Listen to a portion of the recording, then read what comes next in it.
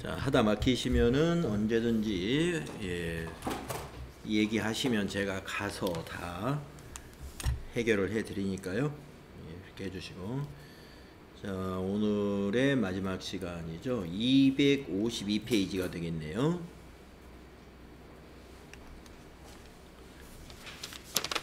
자, 지난 시간까지로 해서 1217번 3일 패션의 회사의 장부 마감까지 다 마쳤습니다. 여러분 252페이지에서 재무제표 작성하기, 장부 마감이 됐기 때문에 손익계산서, 확정된 손익계산서를 우리가 조회해 보면 되고요.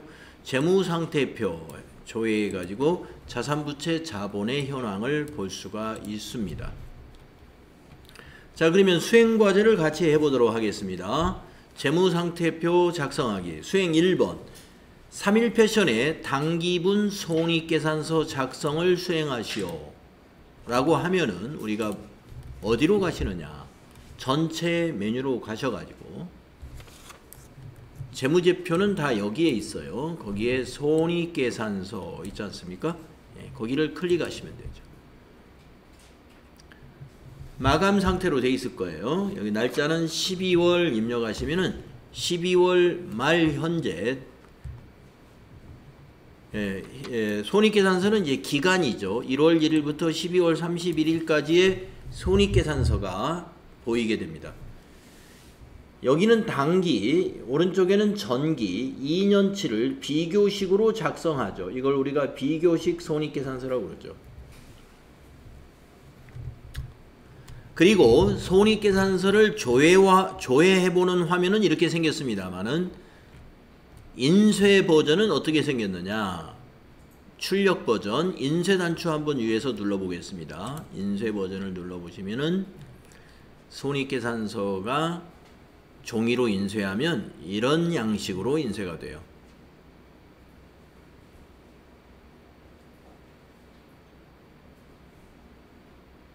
네, 훨씬 보기 편하죠.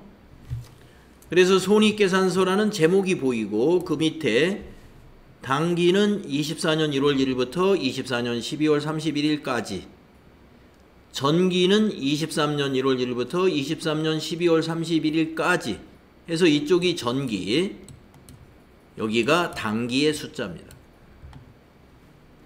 회사명이 여기 표시되고 오른쪽에는 단위가 표시됩니다. 1. 매출액, 매출액을 당기와 전기로 비교해서 볼 수가 있고요.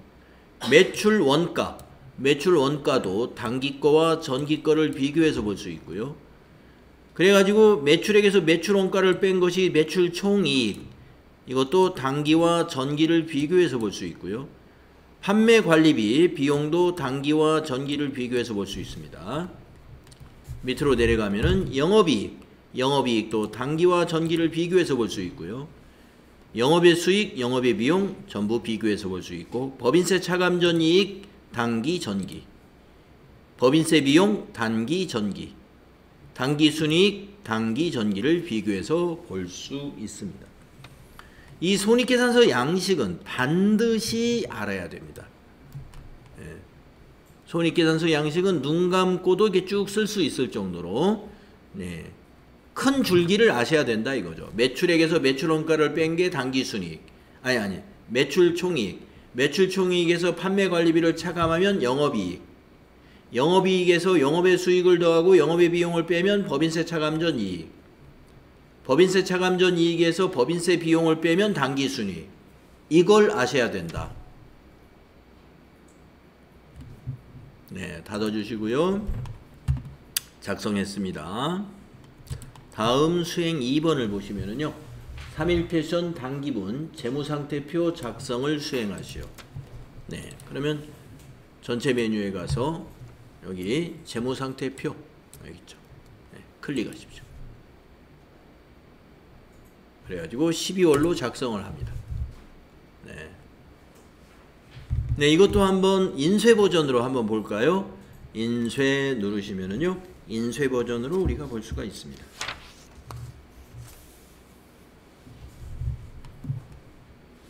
손익계산서하고 다른 점은 자, 제목이 우선 다르고요. 그 밑에 손익계산서는 제6기 해가지고 24년 1월 1일부터 12월 31일까지 이런 기간이 입력되는데 재무상태표는 24년 12월 31일 현재, 5기는 23년 12월 31일 현재. 재무상태표는 현재 시점의 자산, 부채, 자본의 현황을 보여주는 거고, 손익계산서는 기간 비용을 보여주는 거예요. 이 기간 동안의 이익을 보여주는 거죠. 그 기간 동안의 수익과 비용을 보여주는 거죠. 그래서 손익계산서는 기간으로 표시를 하고 재무상태표는 며칠 현재 이렇게 표시한다는 거예요. 왼쪽에는 회사 이름, 오른쪽에는 단위. 재무상태표는 자산, 부채, 자본을 보여주기 때문에 자산을 유동자산과 비유동자산으로 구분해가지고 또 유동자산은 다시 당좌자산과 재고자산으로 구분해서 보여줍니다. 그리고 비유동자산은 투자자산, 유형자산, 무형자산, 기타 비유동자산으로 구분해서 보여줍니다. 그래가지고 밑에 자산 총계라고 표시하죠. 자산 총계. 그리고 부채는 유동부채와 비유동부채로 구분해서 표시합니다. 그래가지고 부채 총계를 또 표시하죠. 그리고 자본은 자본금, 자본잉여금, 기타 포괄손익 누계의 이익잉여금으로 구분해서 보여주죠. 그리고 자본 총계를 보여주죠. 그리고 부채와 자본 총계를 또 보여주죠. 재무상태표의 구성을 잘 알아두세요. 2페이지, 2페이지로 작성이 되네요. 자, 닫아주시고요. 자, 이렇게 조회 화면에서도 정확히 볼 수 있어야 됩니다. 자, 외상매출금을 한번 보세요. 여러분에게 외상매출금의 잔액은 얼마인가요? 이렇게 물어보면은 이게 잔액이라고 답변해야 돼요. 그러면 외상매출금의 장부금액은 얼마입니까? 그러면 이것을 장부금액이라고 답변해야 돼요. 장부금액이라는 의미는 자산의 합계에 포함되는 금액이 장부금액입니다. 그래서 외상매출금 잔액에서 대손충당금을 뺀 것을 우리가 여기다 따로 표시하죠. 이것이 자산에 합산될 때는 장부금액만 합산이 되는 거예요. 이건 합산이 안 돼요. 자, 대손충당금, 바드러움도 마찬가지로 그렇게 이해하시면 되고, 그 다음에 건물로 내려가 보세요. 자, 건물에서도 건물의 취득금액이 얼마입니까? 그러면 요게 취득금액입니다. 취득원가. 취득금액 또는 취득원가. 그러면 건물의 장부금액은 얼마입니까? 그러면 요게 장부금액입니다. 건물의 장부금액.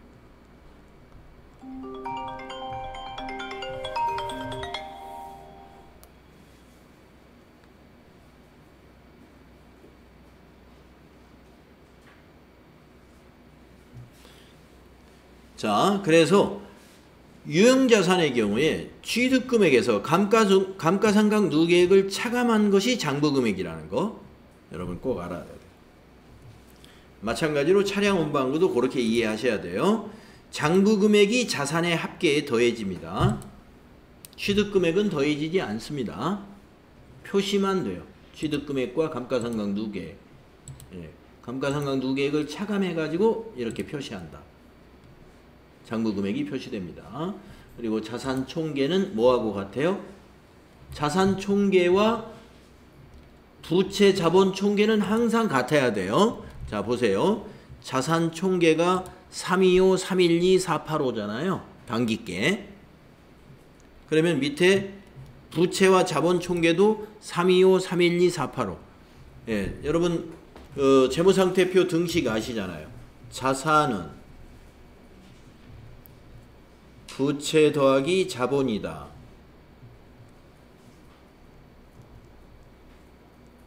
이게 재무상태표 등식이에요.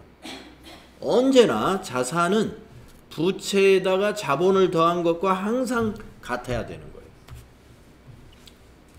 그리고 이 자산의 구성도 여러분 볼 줄 알아야 되죠. 여러분 자산 총계는 어떻게 구했을까요? 여기 자산 총계는 여기 있는 유동 자산하고 여기 있는 비유동 자산하고 두 개를 더한 게 자산 총계예요. 자산은 1번 유동 자산과 2번 비유동 자산을 더한 게 자산 총계. 그러면 1번의 유동 자산은 어떻게 구했을까요? 당좌 자산인 요 합계와 재고 자산인 요 2천만 원, 요 두 개를 더한 게 유동 자산인 거예요. 이런 것을 볼 줄 아셔야 돼요. 그 다음에 비유동 자산 요 103, 043, 035는 어떻게 나왔을까요? 1. 투자자산 제로, 2. 유형자산 투자자산 유형자산에다가 3. 무형자산 제로, 4. 기타 비유동자산 2천만원. 이렇게 네 가지를 더한 거예요. 그래서 비유동자산이라는 것은 여기 보시다시피 투자자산, 유형자산, 무형자산, 기타 비유동자산의 합계가 되는 것입니다. 그래서 우리 회사는 지금 투자자산은 하나도 없고 유형자산이 토지, 건물, 차량, 운반구, 비품 이렇게 있고요. 그 다음에 무형자산 없고 기타 비유동자산이 임차 보증금 하나 있고요. 이렇습니다. 자, 그 다음에 이제 부채를 어떻게 봐야 돼요? 부채 총계가 어떻게 나왔느냐 아셔야 되죠? 부채 총계는 유동부채 더하기 비유동부채예요. 근데 우리 회사는 비유동부채가 없습니다. 그래서 지금 유동부채하고 부채 총계 합계가 현재 같습니다. 그러면 밑에 자본 총계는 어떻게 나왔느냐? 자본 총계는 1번 자본금 5천만원 하고 2. 자본잉여금 제로, 3. 자본조정도 제로, 4. 기타 포괄손익 누계액 제로, 5. 이익잉여금 1억 274만 3,265원. 이렇게 5가지를 더한 게 자본 총계입니다. 그래서 자본은 자본금, 자본잉여금, 자본조정, 기타 포괄손익 누계액, 이익잉여금의 합계가 자본이에요. 그래서 자본 총계가 나와 있죠. 그리고 부채와 자본 총계는 여기 있는 부채 총계하고 여기 있는 자본 총계를 그냥 더한 게 이거죠. 자, 여러분들이 NCS 평가시험에서 제가 시산표를 보고 재무상태표를 작성하시오 이런 문제를 내놨거든요. 결산 문제에서. 이렇게 복잡하게는 아니고요. 간단하게 작성할 수 있도록 양식을 만들어 놨는데 그 양식을 메꿀 줄 알아야 돼요. 메꿀 줄 알려면은 이렇게 제가 지금 설명한 대로 자, 유동자산은 당좌자산하고 재고자산을 더한 것이다. 이런 걸 모르면 메꾸질 못해요. 예. 그래서 이거 꼭 볼 줄 알아야 되고요. 지금 방금 설명드린 거 이것을 이해해 둬야 됩니다. 꼭 이해해 두시기 바랍니다. 손익계산서도 아까 설명드린 내용 꼭 이해해 둬야 되는 거예요. 매출액에서 매출원가를 빼는 것이 매출 총이익이고 거기서 판매관리비를 빼면 영업이익이 나오고 영업이익에다 영업의 수익도 하고 영업의 비용을 빼면 법인세 차감전이익이 나오고 거기서 법인세 비용을 빼면 당기순이익이 나온다. 그 절차. 그래야 메꾸기를 할 수 있어요. 가운데 네모를 쳐놓으면. 네. 그래서 단순히 재무상태표 조회하면 만들어진다. 이게 쓱 보고 지나가는 게 아니라 이것을 제대로 이해하셔야 됩니다. 그리고 지금 설명한 거 까먹었을 때는요. 나중에 언제든지 여러분이 의문 나시는 것은 질문 대환영이에요. 예. 질문을 안 하면 저도 수업이 빨리빨리 진도 나갈 수밖에 없거든요. 예, 시간이 맹숭맹숭하잖아요. 예, 빨리 나가야죠. 질문하시면 재밌습니다. 주고받고. 질문 속에 또 다른 질문이 또 나올 수가 있고, 한 사람이 질문하면 그 옆에 사람도 또 질문할 수가 있고 이러는데, 질문을 안 하는 분위기가 나오면 질문을 전부 안 합니다. 여러분들 이론 공부할 때도 제가 거기 Q&A 게시판을 좀 이용하십시오 했는데 한 분도 이용을 하신 분이 없더라고요. 질문할 게 없었다. 이런 얘기로 제가 이해를 할 수밖에 없죠. 그러면은 안 됩니다. 자, 재무상태표 손익계산서 작성하고 그 구조를 이해를 하고요. 앞으로 계속 구조 이해가 될 때까지 보시고 여러분 이해하셔야 됩니다. 다음 수행 3번. 매출 채권과 매입 채무의 잔액은 얼마인가? 자, 채권 채무는 재무상태표에 있는 거죠. 그래서 재무상태표를 보겠습니다. 저는 닫아가지고 다시 실행을 했고요. 자, 재무상태표에서 매출채권은 자산인데요. 자산에 외상매출금과 받으러움을 더하면 그게 매출채권입니다. 그러면 이 2,926만 5천원하고 350만을 더한 것이 매출채권의 잔액이에요. 예. 그럼 한번 더 해볼게요. 29, 265, 000 더하기 35, 00, 000 했더니 32765, 000입니다. 자, 그러면 야, 이거 계산기로 이렇게 더해야 되느냐? 여러분 255페이지 한번 보실까요? 255페이지에 가니까 매출채권 해가지고 32765, 000 딱 표시가 되어 있네요. 자, 어느 탭으로 가면 그게 되어 있어요? 제출용. 제출용에 가면은 통합 계정 과목을 사용합니다. 네, 마우스로 제출용 한번 클릭해 보세요. 네, 자, 통합 계정 과목은 파란색으로 표시가 돼 가지고 현금이 현금성 자산 안에 현금, 보통예금, 당좌예금이 더해졌어요. 그 다음에 매출채권 안에 외상매출금, 받으러움이 더해졌어요. 그러니까 저는 조금 전에는 계산기 두들겨가지고 32765, 000 이걸 계산했는데 그냥 제출용 누르면 32765, 000. 예. 자, 매출채권은 외상매출금과 받으러움의 합계가 매출채권이에요. 그때 합계 구할 때는 잔부금액 더하는 게 아니에요. 잔액을 더해야 돼요. 잔액을. 네. 그 다음에 매입채무 물어봤죠? 매입채무는 부채니까 밑으로 가면 있죠. 이것도 통합계정이죠. 매입채무에는 무엇이 더해졌을까요? 두 개가 더해졌는데 매입채무에는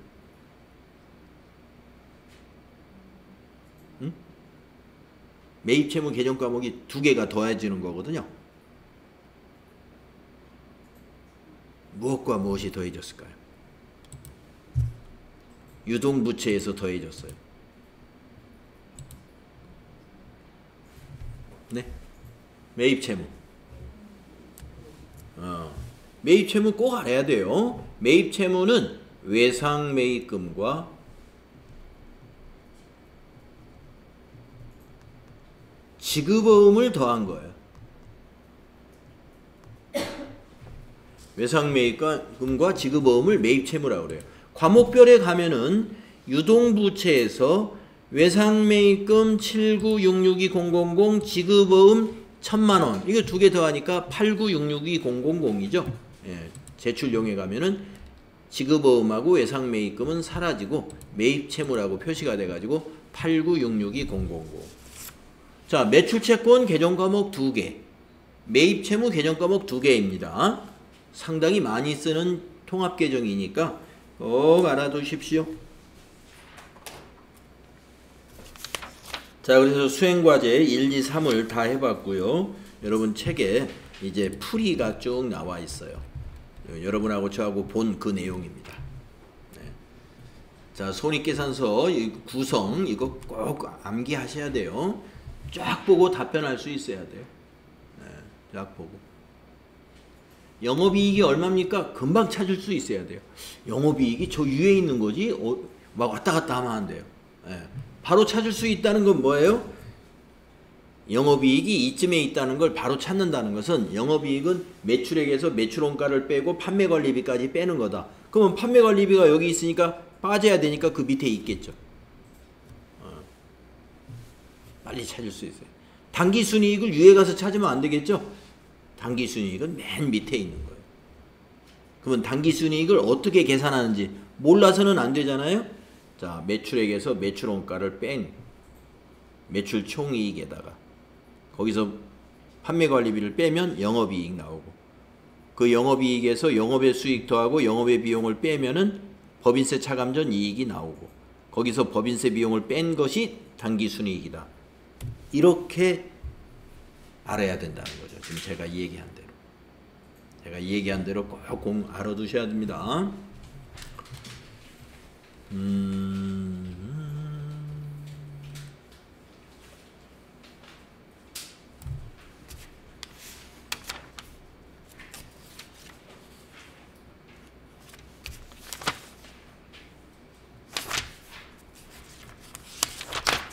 자, 그러면 이제 256페이지에 평가 문제 같이 해봅시다. 256페이지에 평가 문제를 같이 해봅시다.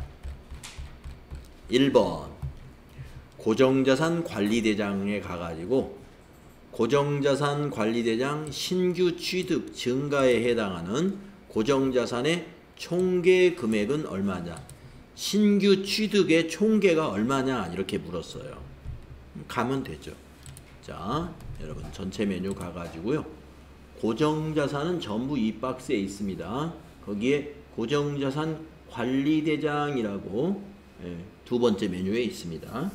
거기를 클릭하시면 돼요. 그래가지고 엔터를 전부 치면 됩니다. 그러면 전체가 다 보이는 거예요. 거기에서 신규 취득 및 증가의 합계금액을 물어봤어요. 신규 취득 및 증가의 합계는 밑에 있는 게 합계죠. 이게 답이에요. 28,700,000이다. 이렇게 답을 찾아낼 줄 알면 됩니다. 그 다음에 2번을 보시면은요. 재무상태표를 조회해 가지고 12월 말 현금 및 현금성 자산의 금액은 얼마냐. 예, 아까 그 통합계정으로 보는 거죠. 제출용으로. 재무상태표 12월로 제출용으로 보면은 현금이 현금성 자산 저 위에 있는 거죠. 예, 161-792-100. 현금이 현금성 자산은 우리 회사로 말하면 현금, 보통예금, 당좌예금 요 세 개를 더한 거예요.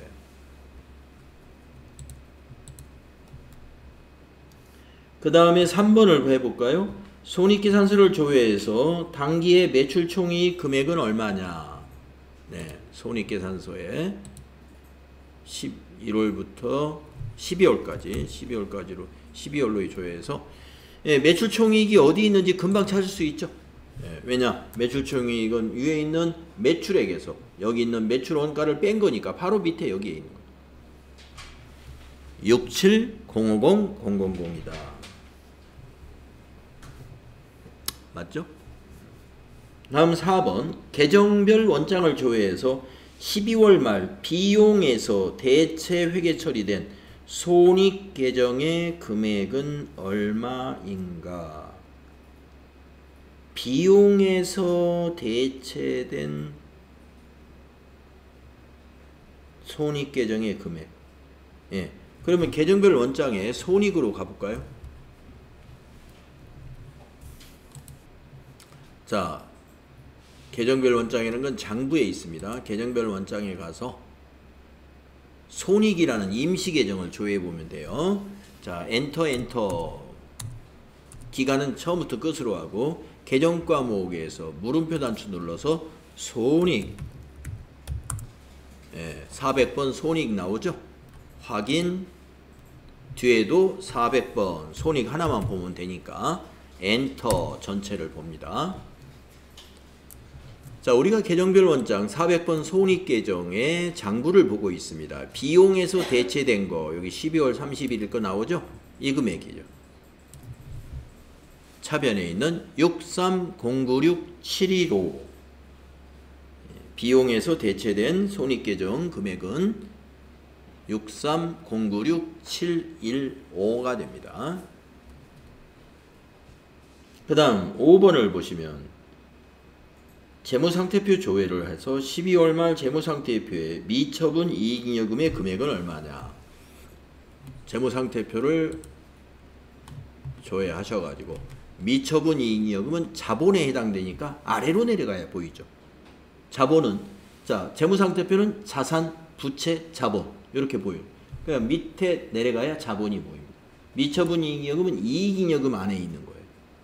이익잉여금 안에 미처분 이익잉여금 보시면 97743-285